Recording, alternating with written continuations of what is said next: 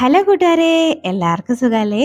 അപ്പോൾ ഒരു മിക്സിയുടെ ജാറിലോട്ട് ഒരു അരക്കപ്പോളം പൊട്ടുകടലയും ഒരു 2, 3, 4, 5 വറ്റൽമുളകും പിന്നെ ഒരു 2, 3 വെളുത്തുള്ളി അല്ലി ഉണ്ടെങ്കിൽ ഉണ്ടാക്കാൻ പറ്റുന്ന അടിപൊളി ഒരു ചട്നിയുടെ റെസിപ്പിയാണ് കാണിക്കുന്നത്. ഉള്ളിയും തക്കാളിയും ഒന്നും ആവശ്യമില്ല, വളരെ പെട്ടെന്ന് ഉണ്ടാക്കിയെടുക്കാം, നല്ല ടേസ്റ്റിയാണ്.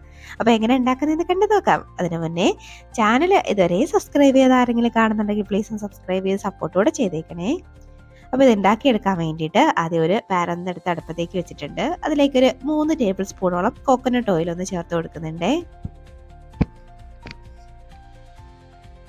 ഈ ഓയിൽ ഒന്ന് ചൂടായി വരുമ്പോഴേക്കേ നമ്മൾ നേരത്തെ കാണിച്ച ഒരു 2, 3, 4, 5 അല്ലെങ്കിൽ ഒരു 6, 7 വെളുത്തുള്ളി അല്ലി ചേർത്ത് കൊടുക്കാം.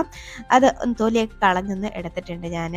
അപ്പോൾ അതങ്ങോട്ട് ഇട്ട് കൊടുക്കാം. ഇനി ഒരു 4 വറ്റൽമുളകും കൂടെ ഞാനൊന്ന് ചേർത്ത് കൊടുക്കുന്നുണ്ട്. അപ്പോൾ നിങ്ങളുടെ എരിവിനനുസരിച്ച് വറ്റൽമുളകിൻ്റെ എണ്ണം കൂട്ടുകയോ കുറയ്ക്കുകയൊക്കെ ചെയ്യാം. ഇത് ഒട്ടും എരിവില്ലാത്ത വറ്റൽമുളകാട്ടോ, അതുകൊണ്ട് ഞാനൊരു 4 എണ്ണം എടുത്തിട്ടുണ്ട്. ഇനി നന്നായിട്ട് ഒന്നങ്ങ് ചൂടാക്കി എടുക്കാം. ഒരുപാട് നിറം മാറ്റേണ്ട ആവശ്യമൊന്നുമില്ല ഈ വെളുത്തുള്ളിയുടെ, ജസ്റ്റ് ഒന്നങ്ങ് ചൂടായിട്ട് വന്നാൽ മതി. അപ്പം ജസ്റ്റ് ഒന്നങ്ങ് വഴറ്റിയെടുക്കാം. അപ്പോൾ അതാണ് ജസ്റ്റ് ഞാനൊന്ന് വഴറ്റിയെടുത്തിട്ടുണ്ട്. ഇനി ഇതിലേക്ക് ഒരു 1/2 കപ്പോളം പൊട്ടുകടലയും കൂടെ നമുക്കൊന്ന് ഇട്ട് കൊടുക്കാം. ഇനി വളരെ ചെറിയ ഒരു പീസ് പുളിയും കൂടെ ഞാൻ ചേർത്ത് കൊടുക്കുന്നുണ്ട്. ഇനി ഇത് നന്നായിട്ട് ഒന്നങ്ങ് വഴറ്റി ഒന്ന് റോസ്റ്റ് ആക്കി എടുക്കാം. അത് ഒരുപാട് നിറം മാറ്റിയൊന്നും എടുക്കണ്ട, ചെറിയ തീയിൽ വെച്ചിട്ട് ഒന്നങ്ങ് ചൂടാക്കി എടുത്താൽ മാത്രം മതി. അപ്പം ജസ്റ്റ് ഒന്നങ്ങ് വഴറ്റിയെടുക്കാം. അപ്പോൾ ഇതിന് നമുക്ക് ഈ തക്കാളി അരിയോ തക്കാളി വഴറ്റിയോ അല്ലെങ്കിൽ സവാള വഴറ്റിയോ ഉള്ളി അരിയോ ഇങ്ങനത്തെ ഒരു പരിപാടികളും ഇല്ല. സിമ്പിളാണ്, നല്ല ടേസ്റ്റിയുമാണ് കേട്ടോ. പെട്ടെന്ന് നമുക്ക് ദോശയുടെ കൂടെയോ ഇഡ്ഡലിയുടെ കൂടെയൊക്കെ കഴിക്കാൻ പറ്റുന്ന നല്ലൊരു ചട്നി ഉണ്ടാക്കിയെടുക്കാം. ഇപ്പോൾ ഇത് ജസ്റ്റ് ഒന്ന് ചൂടായി വന്നിട്ടേ ഉള്ളൂ. അപ്പോൾ ഈ സമയമാകുമ്പോൾ നമുക്ക് ഇതിലേക്ക് ആവശ്യത്തിന് കുറച്ച് ഉപ്പും കൂടെ ഒന്ന് ചേർത്ത് കൊടുക്കാം. അപ്പോൾ ഇനി നന്നായിട്ട് വീണ്ടും ഒന്നും കൂടെ അങ്ങ് മിക്സ് ആക്കി എടുക്കാം. ഒരുപാട് നിറം മാറ്റി എടുക്കേണ്ട ആവശ്യമൊന്നുമില്ല, ജസ്റ്റ് ഒന്ന് ചൂടാക്കി എടുത്താൽ മാത്രം മതി. പ്രത്യേകിച്ച് നമ്മളിതിലേക്ക് പൊട്ടുകടല ചേർക്കുന്നതുകൊണ്ട് ഇതങ്ങനെ റോസ്റ്റ് ആക്കി എടുക്കേണ്ട ആവശ്യമൊന്നുമില്ല. അപ്പോൾ നന്നായിട്ട് ഒന്നങ്ങ് മിക്സ് ആക്കി എടുക്കുന്നുണ്ട്. ഇനി ഇതൊന്ന് തണുത്ത് വരാനായിട്ട് നമുക്കൊന്ന് വെയിറ്റ് ചെയ്യണേ. അപ്പോൾ ഇതൊന്ന് ഫ്ലെയിം ഓഫ് ആക്കിയിട്ട് നമുക്കിതൊന്ന് തണുത്ത് വരാനായിട്ട് വെയിറ്റ് ചെയ്യാം.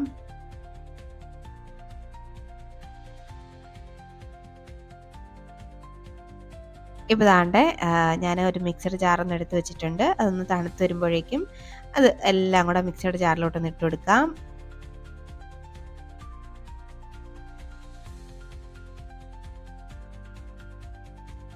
ഇനി ഇത് നന്നായിട്ടൊന്ന് പൊടിച്ചെടുത്ത് കൊണ്ടുവരണം. ഇപ്പം വെള്ളം ഒന്നും ചേർക്കണ്ട.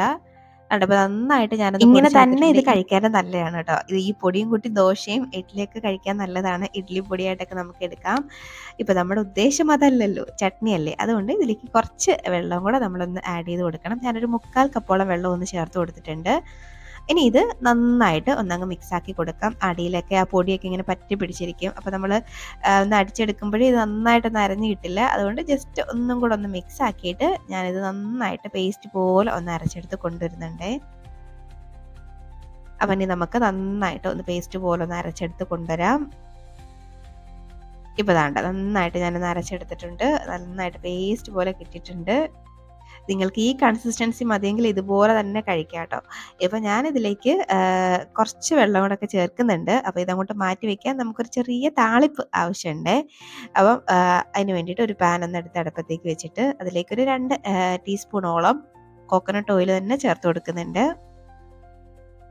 ഓയിലൊന്ന് ചൂടായി വരുമ്പോഴേക്കും ഒരു 3/4 ടീസ്പൂണോളം കടുക് ഒന്നിട്ട് പൊട്ടിക്കുന്നുണ്ട്. കടുകൊന്ന് പൊട്ടി വരുമ്പോഴേക്കും കുറച്ച് കറിവേപ്പിലയും കൂടെ ചേർത്ത് കൊടുക്കാം.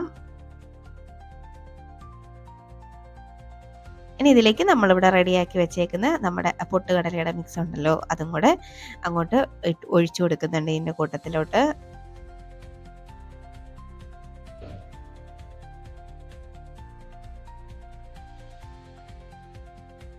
ഇനി ആ മിക്സിയുടെ ജാറ് കഴുകിയിട്ട് കുറച്ച് വെള്ളം കൂടെ ചേർത്ത് കൊടുക്കാം. ഞാനതിലേക്ക് കുറച്ചധികം വെള്ളം ചേർക്കുന്നുണ്ട്. കാര്യം എനിക്ക് ഒരുപാട് അങ്ങ് കുറുകിയിരിക്കുന്ന ഇഷ്ടമല്ല, കുറച്ചും കൂടെ ലൂസായിട്ട് കഴിക്കാനാണ് ഇഷ്ടം ഈ ചട്നിയൊക്കെ. കാര്യം എന്ന് വെച്ച് കഴിഞ്ഞാൽ ഇത് പൊട്ടുകടല അതിൻ്റെ പേരിൽ തന്നെ നന്നായിട്ട് അങ്ങ് തിക്കായിട്ട് വരും കേട്ടോ. അപ്പോൾ ഈ വെള്ളം ഒഴിച്ച ഉടനെ തന്നെ നന്നായിട്ട് അങ്ങ് മിക്സാക്കി എടുക്കണം, അല്ലെങ്കിൽ അടിയിലൊക്കെ പിടിച്ച് ഒരുമാതിരി കട്ട പോലെ ആയി പോവും.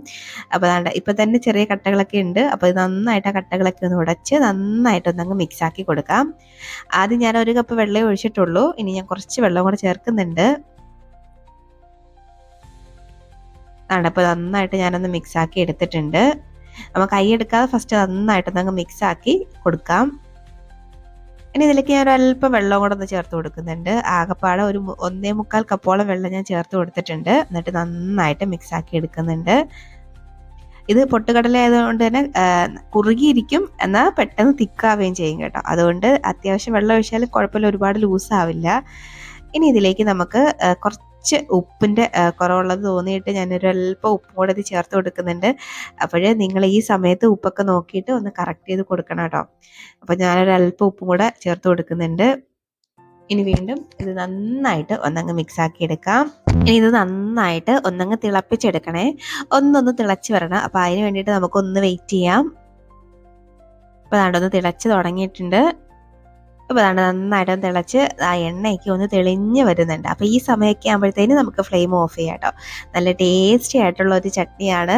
നല്ല കുറുകിയിരിക്കുന്ന നല്ല ടേസ്റ്റിയാണ്. ഇതിനകത്ത് നമ്മൾ സവാളയും തക്കാളിയും ഒന്നും ചേർത്തിട്ടില്ലെങ്കിലും ടേസ്റ്റിന് ഒരു കുറവുമില്ല കേട്ടോ. നിമിഷങ്ങൾക്കുള്ളിലൊക്കെ നമുക്ക് ഉണ്ടാക്കിയെടുക്കാൻ പറ്റുന്നൊരു ചട്നിയാണ്. അപ്പോൾ എന്തായാലും ട്രൈ ആക്കി നോക്കിയിട്ട് നിങ്ങൾ അഭിപ്രായം പറയാൻ മറക്കരുത്. അപ്പോൾ നമുക്കിത് ചൂടോടെ തന്നെ അങ്ങോട്ട് കഴിച്ചാലോ. ഞാൻ ദോശയുടെ കൂടെയാണ് കഴിക്കുന്നത്. ഇഡ്ഡലിയുടെ ഒക്കെ കഴിക്കാനായിട്ട് ബെസ്റ്റാണ് കേട്ടോ. അപ്പം എന്തായാലും ട്രൈ ആക്കി നോക്കിയിട്ട് അഭിപ്രായം പറയാൻ മറക്കരുത്. വീഡിയോ ഇഷ്ടമായ ലൈക്ക് ചെയ്യാനും മറക്കരുത്. ഇനി ഒരു റെസിപ്പിയുമായിട്ട് വീണ്ടും കാണാം. അതുവരേക്കും ബൈ. Thanks for watching.